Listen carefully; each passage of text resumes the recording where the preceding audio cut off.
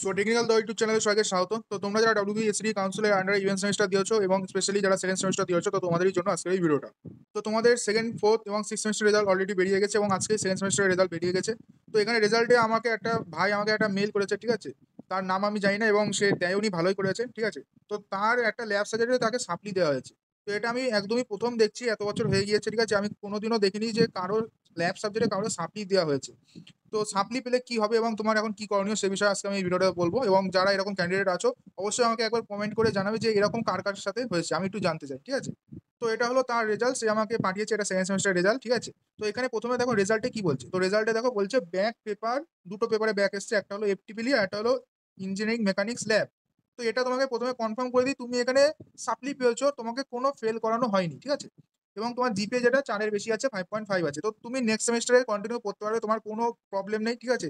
তোমার সাপ্লি এসছে দুটো সাবজেক্টে। তো দেখো এখানে যে প্রথম সাবজেক্টে ফেল এসছে, এটা হলো এফটিপিলি থিওরি সাবজেক্টে, ঠিক আছে। তো এটা তুমি ফোর্থ সেমিস্টারে গিয়ে যখন সেকেন্ড সেমিস্টার আবার ফর্ম ফিল হবে, তখন তুমি আবার ফর্ম ফিল করে ওটা এক্সামিনেশন দিয়ে দিতে পারবে সাপ্লির মাধ্যমে। এবং নিচে দেখো, এটা একেবারে আমি প্রথম নতুন দেখছি, ঠিক আছে। আমি জীবনেও দেখিনি যে ল্যাব সাবজেক্টে কাউরে ফেল করায়, বাট সে পুরোপুরি ফেলে যায়, কিন্তু কাউরে সাপ্লি করায়, এটা আমি ফার্স্ট টাইম দেখছি। তো দেখো এটার এফএফ এসছে। তো তুমি এই ল্যাব সাবজেক্টে ফেল করোনি, ঠিক আছে। মানে ফেল করেছো, বাট তোমার এটা সাপ্লি এসছে। তুমি এটা ফোর্থ সেমিস্টারে যখন আবার সেকেন্ড সেমিস্টারে ফর্ম ফিল আপ হবে, দেন তুমি আবার সাপ্লিমেন্টারি এক্সামিনেশন দিয়ে তুমি এটা ক্লিয়ার করে নিতে পারবে। তো এখানে যে কেসটা হয়েছে, সেই কেসটা আমি তোমাদের বোঝাচ্ছি। তো এর যে মার্কস থাকে, 100 মার্কস থাকে। তো 100-র মধ্যে 40 থাকে যেটা হয় তোমাদের এক্সটার্নাল এক্সাম, আর 60 হয় যেটা ইন্টারনাল এক্সাম। তো ইন্টারনালে তোমাকে কলেজ থেকে পাস করিয়ে দিয়েছে, কিন্তু যে 40 মার্কস এখানে তোমাকে কলেজ থেকে ফেল করিয়ে দিয়েছে। তো এই যে 60 মার্কস, 60 মার্কসে কেউ যদি ফেল করে, তাকে পুরো ইয়ার ব্যাক করানো হয়, ঠিক আছে।